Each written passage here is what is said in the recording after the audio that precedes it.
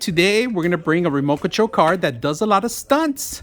It comes with its own tools and a battery, a rechargeable battery, and then also a rechargeable, so a USB rechargeable with an actual AC connection, if you guys can see that. Now, the remote control is going to require batteries, and today we got our Aiden to test it out. So let's go ahead and do that. Now, just to let you know on the vehicle itself, it's flexible. The tires are made of rubber. And how do you turn on the control?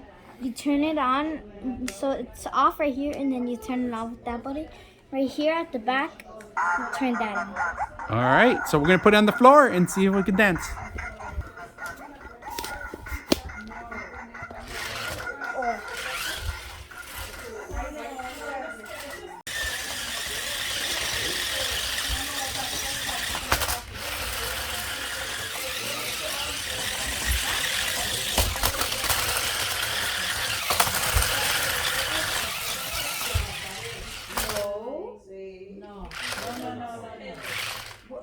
Where's the goalie?